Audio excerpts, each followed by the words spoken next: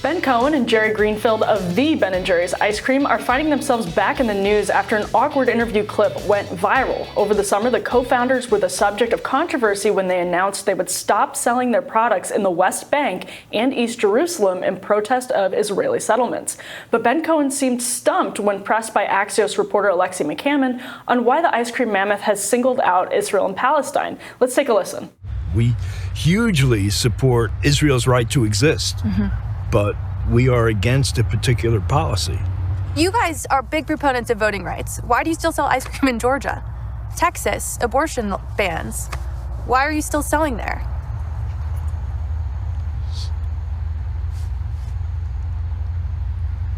I don't know.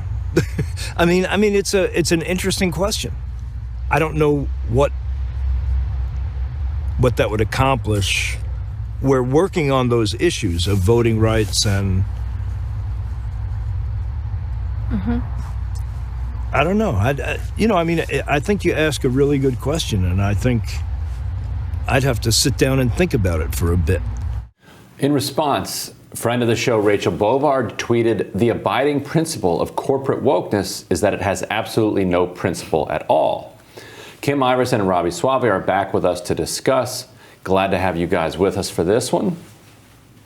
Glad to be here. Yeah, thanks for having us. So, one thing I just want to point out with this is that Ben & Jerry, I don't think that either of them actually run Ben & Jerry's anymore. So I don't think either of them have anything to do with the actual where the ice cream is sold. I think there's a corporate company that bought out the ice cream brand and actually makes all of these decisions. And so maybe they consult these two about because they still are very much the face of the brand. But as far as actual decision making, it's kind of comical to see him sit there and be like, I don't know, but I don't think he was involved in the actual decision making to stop selling ice cream in the occupied West Bank. It was interesting because I actually really loved that display of transparency from them in that it was sort of like we're so used to corporatists having these canned answers and they're uncomfortable with silence and they're uncomfortable with the concept of debate and kind of engaging with people's questions. And I think if that had been, Bob Iger or someone like that, he wouldn't have sat there awkwardly and said, "You ask a really good question." He would have given some BS response to it. Robby, what did you make of it in light of what Rachel tweeted, which I think is a great point? There is no real limiting principle. If you're drawing the line in one place, you're just sort of prioritizing things, but you're still struggling, I guess, to decide, where should that red line be and what can you accomplish in his words there. So what do you make of it in light of that dynamic?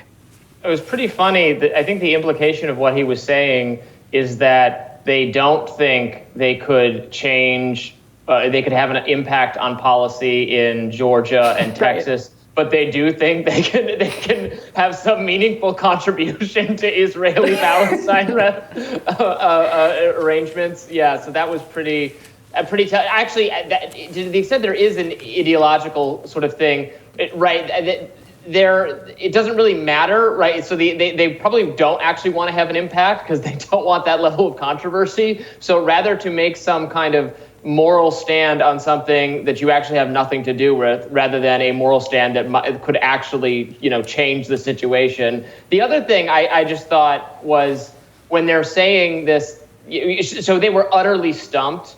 And that's a frustrating position to be in. You and I, Ryan, Kim, all of us who have, who engage in kind of debates often or sort of an exchange of ideas. I think probably all of us have had at least one time where we just got utterly stumped by a really good rebuttal or point that someone makes, and you're caught. And what do I even say? You got me. That's right. And this guy just had his moment of that, and it's no fun. So I'm both. It's both hilarious to watch happen, but also I feel a bit of cringe for the times, hopefully not too many of them, that I've been in that situation.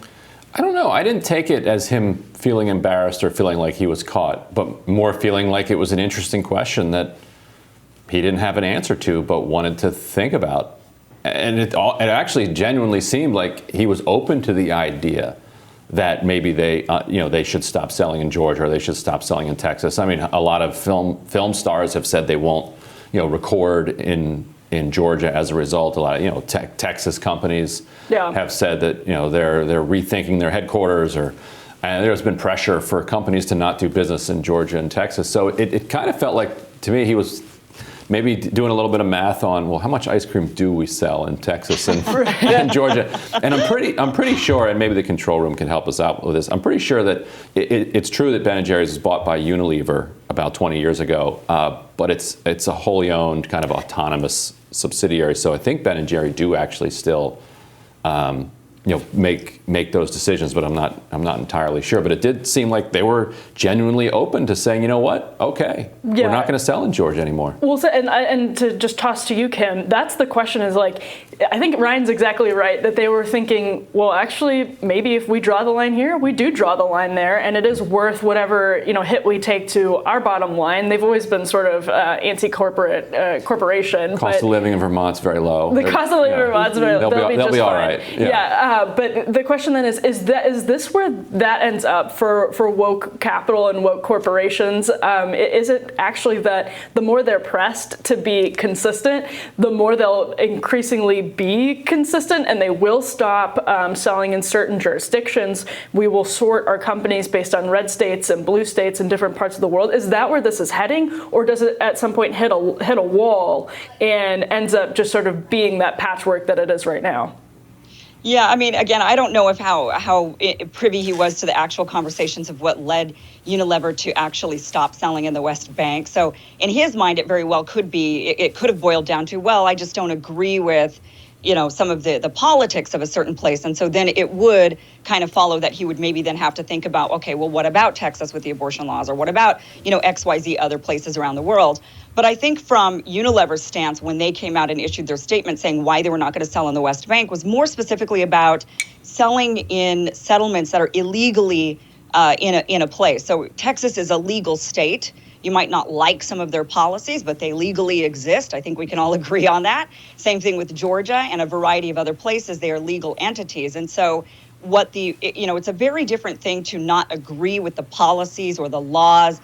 There's always going to be that back and forth depending on which party is in power at the time in any given country when there's a democracy involved. But for them specifically, it's more about, these are areas that shouldn't even be there. They are illegally built up settlements inside of the West Bank, inside of East Jerusalem. That is very different than just not agreeing with certain policies. And I think so you would have to then say we're not going to sell in other areas of the world that are illegally existing. I don't know if we can think, I'm sure there's other places, but I can't think of any off the top of my head right now. I mean, I was going to say, I kind of think indigenous people would argue even about whether Texas is legitimate. I think it's a good point, Kim, but I also think we're starting to, the definition inflation of legality and legitimacy and all of these things is pointing in a really strange direction. And in April of 2000, Ben & Jerry sold the company to British multinational food giant Unilever. In that acquisition agreement, Unilever agreed to carry on the company's tradition of engaging in, quote, these critical global economic and social missions, as Ryan said. Although the founders' names are still attached to the product, they do not hold any board or management position and are not involved in the day-to-day management of the company. But does that answer the question of whether or not they can make big decisions about, because I would be surprised if Unilever on its own was like, you know what, Ben & Jerry's is not getting sold anymore in East Jerusalem. And then why would Unilever, go ahead. I think that is actually what happened. I mean, what my big question was when that happened was, I was curious, and maybe this interview kind of clarifies some of that curiosity, but I was curious whether or not they did ask Ben & Jerry their opinion on whether or not they should stop selling in the West Bank. Because it is clear that Ben & Jerry, they still are involved in events for the ice cream brand. There's still the famous two, the celebrities of the brand. But other than that, other than showing up to some events here and there to scoop out some ice cream to make fans happy, I'm not really sure if they are consulted at all. And that was a question that I had. And maybe, I don't know, this interview, I guess you could go either way. You could say, yes, they were consulted, or you could say maybe they weren't, because he was taken off guard as to seemingly why they made the decision versus still deciding to sell ice cream in Texas. Well, they're clear on why they made the decision on Israel and Palestine. But go ahead. A main problem I have with boycotts is at the end of the day, they're always hypocritical in some way, because you can always say, well, why do you engage in business with X or business practice X and not Y and Z? I remember this coming up bunch of years ago now with the religious freedom laws that passed in some states. I think Indiana being one of them. Yeah, Indiana, North Carolina. Right, exactly. And you have companies saying, well, we don't want to do business there. And it's like, well, you also do business, though, in states where, like, it was an LGBT rights thing, or like, well, what if these states would be allowed to discriminate against gay people because of the religious freedom amendments? But you do business at that time in states where gay marriage was still technically illegal, and like in countries where gay people are much more discriminated against. So it was on some level, it's a hypocritical stand, because things will always be hypocritical when you try to single out, I'm not going to do this, even in our personal, days. I don't want to engage with this business because I don't like this practice, but where does my food come from? Where does my clothing come from? Am I thinking about those things? So I think it can be a very fraught mindset to be overly, and I would encourage more people and more businesses to be like a little bit more, but probably for them, it's just corporate branding, right? They want to be seen as this woke progressive company. Yes. So they're going to make this easy stand against Israel and the Israel policies. That's like, I'm not selling ice cream on the moon in protest of, intergalactic policy. It doesn't matter. I don't have an ice cream company, and there's no ice cream being sold on the moon. Well, I think they were actually being really consistent, because what Unilever did, and one thing that they were criticized for, was they continued to sell ice cream in Israel. And so people were saying, well, why are you selling ice cream in Israel, but you're not going to sell in the settlements in the West Bank and inside of East Jerusalem? And they said, well, because we're protesting the illegal settlements, the settlements that shouldn't be there, the settlements that continue to be built even against the international community, saying stop building inside of Palestinian land. Israel, on the other hand, has a right to exist, and therefore has a right to thrive, and the people there can still, purchase ice cream and go shopping and do whatever they want. So I actually feel like the company was being really consistent by still selling in Israel, but refusing to sell inside of the occupied territories. We have to leave it there, but Kim and Robby, thank you so much for your time this morning. Yep. Oh, thank you. And here's Ben and Jerry's comment in the New York Times. While we no longer have any operational control of the company we founded in 1978, we're proud of its action and believe it is on the right side of history. So they didn't agree with it. Right. They didn't make the decision, but they agree with it. So anyway, thanks, guys, and we will have more Rising right after this.